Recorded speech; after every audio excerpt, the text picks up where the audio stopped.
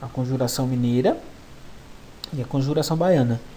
E hoje a gente vai ver a Revolução Pernambucana de 1817 nesse contexto também. Eu trago essa imagem aí, eu queria chamar a atenção aí para a bandeira de Pernambuco. Né? Vocês observam alguma diferença dessa da imagem para essa de cima? Inclusive ela está balançando, essa é a atual, né? E a antiga, a bandeira da Revolução, ela tem 3 estrelinhas. Vocês estão observando isso? Mais à frente a gente vai saber por quê. Vamos lá? Revolução Pernambucana. A história do Brasil é repleta de revoluções e revoltas, e a Revolução Pernambucana foi uma das maiores e importantes que aconteceram no país, juntamente com a Conjuração Baiana e com a Conjuração Mineira. Essa Revolução Pernambucana também vai beber da fonte dessas duas revoltas que aconteceram no país. A história do Brasil é repleta de revoluções e revoltas. A Revolução Pernambucana foi uma das maiores revoltas que já aconteceram no país. Ela foi uma revolta social que ocorreu no período colonial. Primordialmente, ele teve o caráter separatista e também é chamado de Revolução dos Padres. Isso porque houve uma participação ativa dos padres da Igreja Católica. Quando a gente fala que teve um caráter separatista, era porque a intenção era separar até então Pernambuco do resto do estado, se livrar da mão dos portugueses, né? Se livrar do comando da coroa portuguesa, que naquela época não estava sendo visto com os bons olhos. O terceiro tópico aí. Esse movimento foi liderado pelas elites locais, porém contou com uma grande adesão popular. O que foi a Revolução Pernambucana? Resumo. A Revolução Pernambucana foi um movimento separatista e ele aconteceu em 1817 e foi o último que ocorreu no período colonial. Primordialmente, esse movimento foi liderado por elites locais, porém, várias pessoas ingressaram nessa luta depois. Aí eu trago essa imagem aí que foi até de uma charge que o Jornal do Comércio fez para a gente comemorar, né? Diz assim, uma nova Roma de bravos guerreiros. Esse é o trecho do nosso hino, né? Do nosso estado. Ademais, essa revolta está diretamente ligada à vinda da corte portuguesa para o Brasil em 1808, quando a família real sai de Portugal, né, fugindo de Napoleão, e chega no Brasil. Afinal, com esse evento, a vida dos colonos em Pernambuco se transformou em várias formas. Logo, esse movimento foi motivado pela insatisfação popular com as míseras condições de vida até então que existiam na época. Por que será que essa revolta ela começa com a vinda da corte para o Brasil?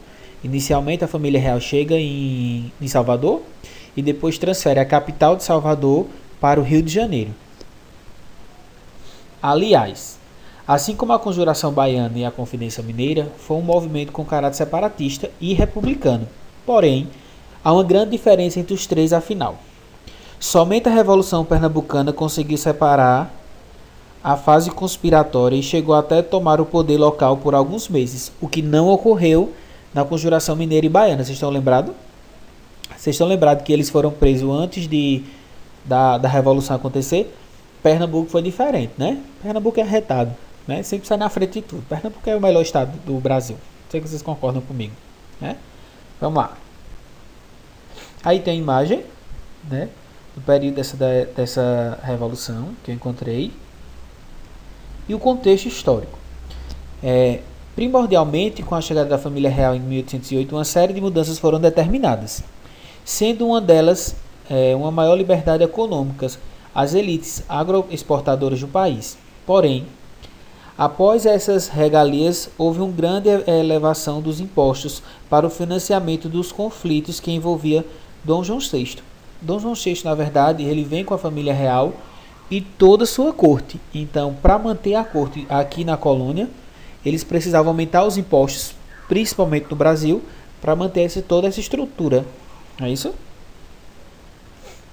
Ademais, essas medidas chegaram em Pernambuco em um momento nada bom. Os produtores estavam sofrendo com a flutuação do açúcar e do algodão no mercado internacional. É bom a gente lembrar que Pernambuco foi uma capitania que mais deu lucro a Portugal por causa do açúcar, né, que era considerado o ouro branco da época. Por isso, Diante dessa dificuldade econômica, uma grande maioria da população não tinha condições para pagar os impostos. Bem complicado. Além disso, isso tudo estava ocorrendo em um tempo em que as ideias de liberdade, igualdade e fraternidade da Revolução Francesa, né, que bebia do iluminismo, estavam rodando alguns quadros da elite intelectual. Então, esses ideais que estavam ocorrendo na Europa também chegam em Pernambuco, né? Então começa essa revolta, principalmente por causa da elite intelectual. Aí é uma imagem da chegada da família real, né, em Salvador.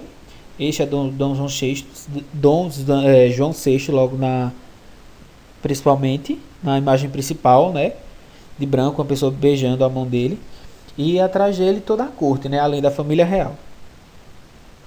O estopim. Foi então, nesse cenário de tantas insatisfações e problemas, que os proprietários da terra, juntamente dos brancos livres pobres, organizaram o movimento.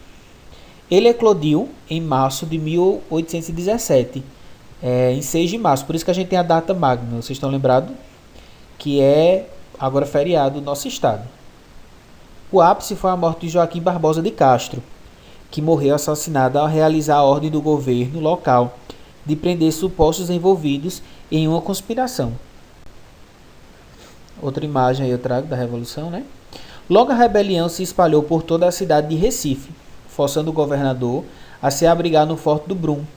Depois disso, ele fugiu para a capital, Rio de Janeiro, e foi aí que os rebeldes implantaram um governo provisório, que decretou diversas mudanças em Pernambuco, o que não ocorreu nas outras revoluções que a gente viu. Eles foram presos antes da revolução acontecer. Líderes e medidas tomadas. A revolução contou com o apoio de muitas pessoas, até mesmo de padres e da própria Igreja Católica.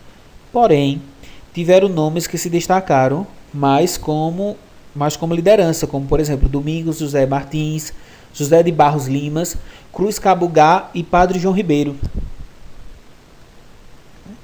Quais as medidas foram tomadas? Né? Os impostos criados por Dom João VI foram abolidos, quer dizer, o que a família real tinha decretado cai por terra, né? A nova república, com a revolução, eles são extintos.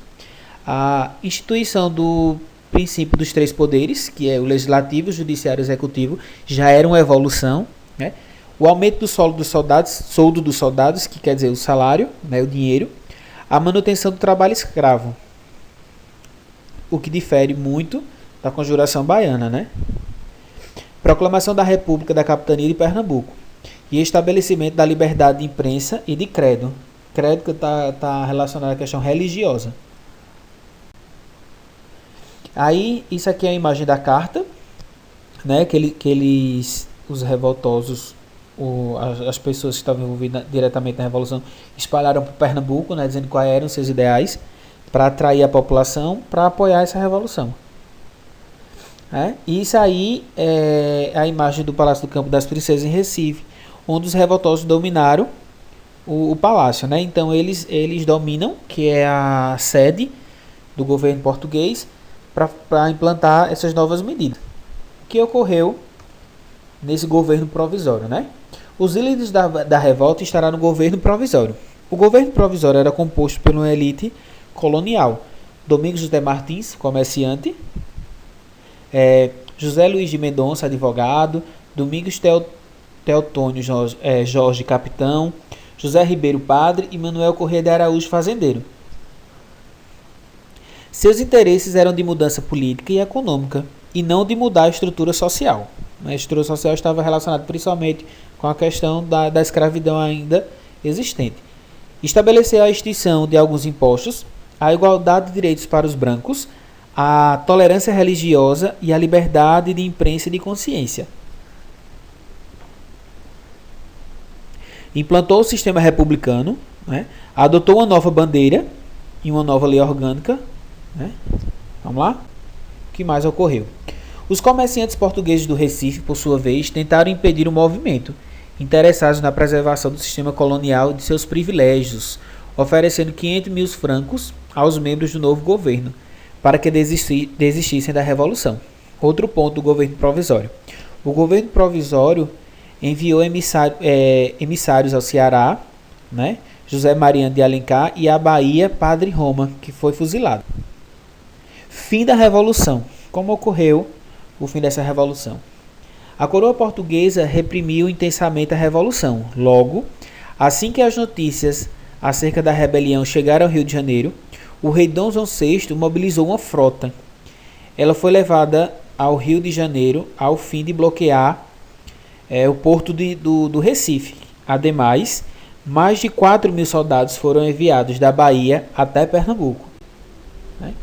Devido a algumas divergências internas, o movimento acabou enfraquecendo.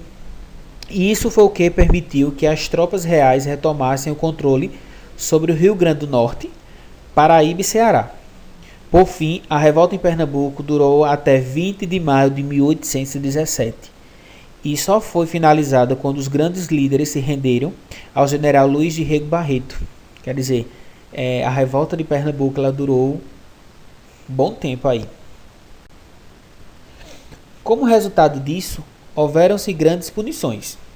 9 pessoas foram enforcadas e 4 foram fuziladas. Aliás, um dos envolvidos, padre João Ribeiro, se enforcou pouco tempo antes de ser capturado.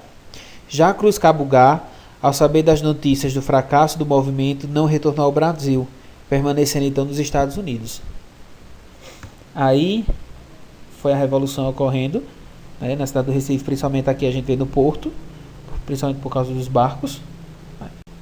E aí a gente traz a bandeira, né, as duas, do lado esquerdo e do lado direito. Do lado esquerdo a gente tem a bandeira com as 3 estrelinhas, que é a antiga da Revolução, que a gente viu lá na primeira imagem.